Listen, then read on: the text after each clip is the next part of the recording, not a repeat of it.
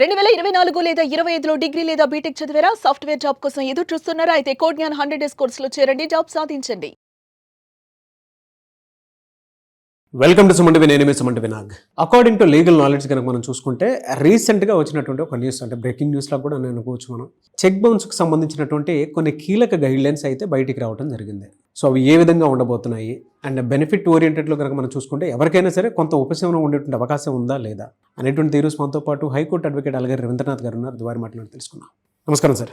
నమస్తే అండి నాగరాజ్ గారు. చెక్ బౌన్స్కి సంబంధించి కొన్ని ఏంటంటే అంటే మనమే చేస్తాం సార్ రెగ్యులర్గా. కొన్నిసార్లు అకౌంట్లో బ్యాలెన్స్ ఉందో లేదో చెక్ చేసుకోకుండానే కొన్ని చెక్ ఇచ్చేస్తూ ఉంటాం మనం, లేదా ట్రాన్సాక్షన్స్లో తెలియకుండానే మనం వేరే వాళ్ళకి ముందే చెక్ ఇచ్చేసి ఉంటాం. వాళ్ళు ఆ రోజు కరెక్ట్గా డ్రా చేసుకుందాం అనుకుంటారు, అది బౌన్స్ అయిపోతూ ఉంటుంది. కొన్నిసార్లు అలా జరగచ్చు, కొన్నిసార్లు ఫ్రాడ్స్ కూడా జరుగుతూ ఉంటాయి. కొన్ని కీలక గైడ్లైన్స్ అయితే రావడం జరిగిందని విన్నాను.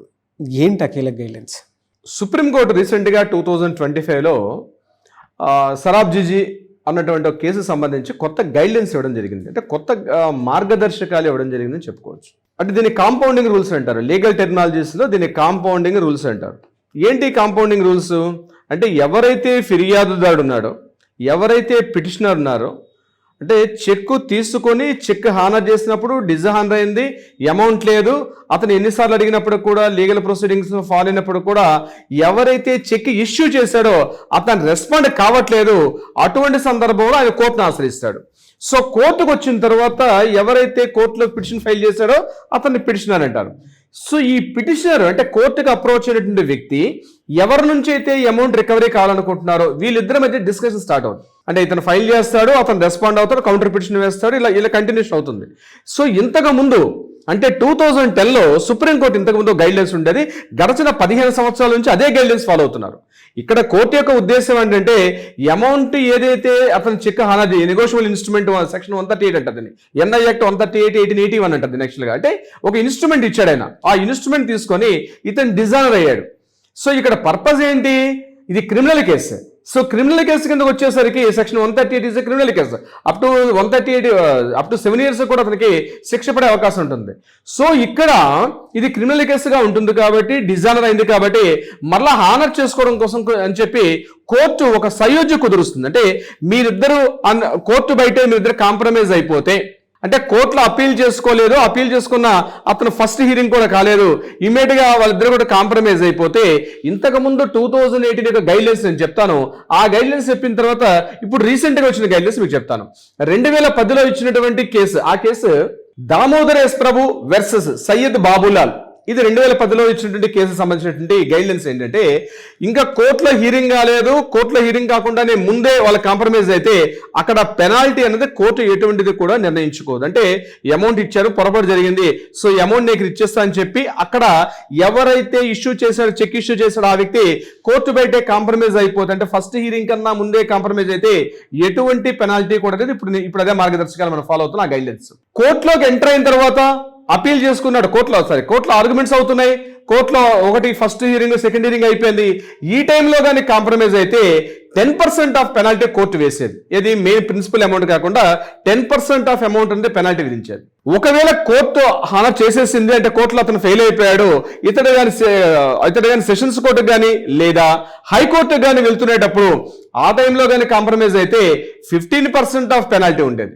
ఇక్కడ హైకోర్టులో కాకుండా మరలా అతను అప్పీల్కి సుప్రీంకోర్టుకి వెళ్తే 20% ఆఫ్ పెనాల్టీ ఉండేది. ఇది లీగల్ యాక్టివిటీ అని చెప్పి ఇది కోర్టు వసూలు చేసినటువంటి ఫీజు.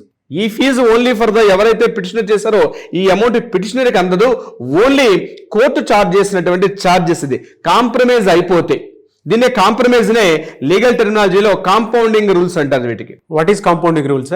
కాంపౌండింగ్ అంటే కోర్టుని, అంటే వాళ్ళిద్దరి మధ్య సయోధ్య. సెక్షన్ 147 ప్రకారం, మనకి నెగోషియబుల్ ఇన్స్ట్రుమెంట్ యాక్ట్ 147 ప్రకారం ఎవరైనా ఇద్దరు వ్యక్తులు కాంప్రమైజ్ అయిపోవచ్చు. అంటే ఇక్కడ అమౌంట్ ఇచ్చాడు, చెక్ డిజాల్వ్ అయింది. ఇక్కడ కోర్టు యొక్క ఉద్దేశం అతన్ని శిక్షించడం అతని ఉద్దేశం కాదు. కోర్టు ఉద్దేశం ఏంటి? మనీని రికవర్ చేసి పెట్టడం కోర్టు యొక్క ఉద్దేశం. అతను మొండి బకాయిలుగా ఉండి కోర్టుల్లో అమౌంట్ కట్టలేకపోతున్నాడు. సో కోర్టు అనేది ఏంటి, అక్కడ శిక్ష పనిష్మెంట్ కాలం 7 years 10 years చూపిస్తుంది. కానీ ఇక్కడ అతనికి శిక్షించడం వల్ల వచ్చే ప్రయోజనం లేదు. ఆ అమౌంట్ ఏదైతే ఇచ్చాడో ఆ అమౌంట్ రికవరీ కావాలి. ఇది కోర్టు యొక్క పర్పస్. అందుకని వాళ్ళు కాంప్రమైజ్ ఓకే నేను అమౌంట్ ఇస్తా అని చెప్పి వాళ్ళకి మ్యూచువల్ గా ఒక అండర్స్టాండింగ్ వస్తే దాన్ని మనం కాంపౌండింగ్ రూల్స్ అంటాం, కాంపౌండింగ్ స్టేటస్ అంటాం. సో కాంపౌండింగ్ స్టేటస్ అంటే ఇద్దరు కూడా కాంప్రమైజ్ అవడాన్ని కాంపౌండింగ్ స్టేటస్ అంటారు. సో ఈ స్టేజ్ లో ఇంతకు ముందు అంటే ఈ రోజు వరకు ఇప్పుడు మనం వీడియో చేస్తున్న క్షణం వరకు కూడా ఉంటుంది. రేపు కమింగ్ October 1st నుంచి ఈ రూల్స్ రివైజ్ చేసింది కోర్టు. సుప్రీంకోర్టు ఇచ్చిన గైడ్లైన్స్ ఏంటంటే కోర్టు బిఫోరే అంటే కోర్టు ఇంకా ఫస్ట్ హియరింగ్ కన్నా ముందు అపీల్ చేసుకున్న స్టేటస్ లో కానీ వాళ్ళ కాంపౌండింగ్ అంటే కాంప్రమైజ్ అయితే ఎటువంటి పెనాల్టీ కూడా లేదు, ఇంతకు ముందు ప్రీవియస్ ఉన్నట్టే. అయితే కోర్టులో ఫస్ట్ హియరింగ్ సెకండ్ హియరింగ్ అయింది. సెకండ్ హియరింగ్ లో కానీ ఆ స్టేజ్ లో కానీ కాంప్రమైజ్ అయితే ఓన్లీ 5% పెనాల్టీ మాత్రమే ఉంటుంది. లేదండి అతను అపీల్కి వెళ్తున్నాడు హైకోర్టు స్టేటస్కి వెళ్ళినట్లయితే 7.5% అనేది ఇక్కడ పెనాల్టీ వేశారు. సుప్రీంకోర్టు స్టేటస్ లో వెళ్తే 10% పెనాల్టీగా విధించారు. నేను దాన్ని కాస్త ఎగ్జాంపుల్ తో మీకు చెప్పే ప్రయత్నం చేస్తాను. ఉదాహరణకి రమేష్ అనే వ్యక్తి ఉన్నాడు, ఒక 10 లక్షల రూపాయలు సురేష్ కి ఇచ్చాడు. ఈ రమేష్ 10 లక్షల రూపాయలు సురేష్ కి ఇచ్చిన తర్వాత Suresh amount 10 lakhs rupees return చేయట్లా. సో కోర్టులో అప్పీల్ చేశాడు. రమేష్ ఏం చేశాడు, కోర్టులో అప్పీల్కి వచ్చాడు. ఇక్కడ సురేష్ యాక్సెప్టెన్స్ ఇచ్చాడు, ఇంకా హీరింగ్ కూడా కాలేదు.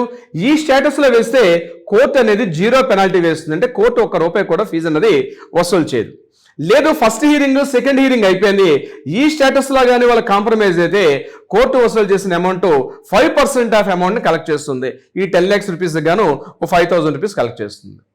లేదు దీన్ని హైకోర్టు స్టేటస్ లో కానీ అప్పీల్ చేసుకుంటే 7.5% అంటే ₹7,500 వరకు కూడా కోర్టు వసూలు చేసే అవకాశం ఉంటుంది. అదే హైకోర్టు నుంచి సుప్రీంకోర్టు అప్పీల్ చేసినట్టయితే 10,000 rupees వరకు కూడా దీన్ని కోర్టు ఫీజుగా చెల్లించే అవకాశం కూడా ఉంటుంది. సో ఇది యాక్చువల్గా ఫీజు స్ట్రక్చర్ అంటారు.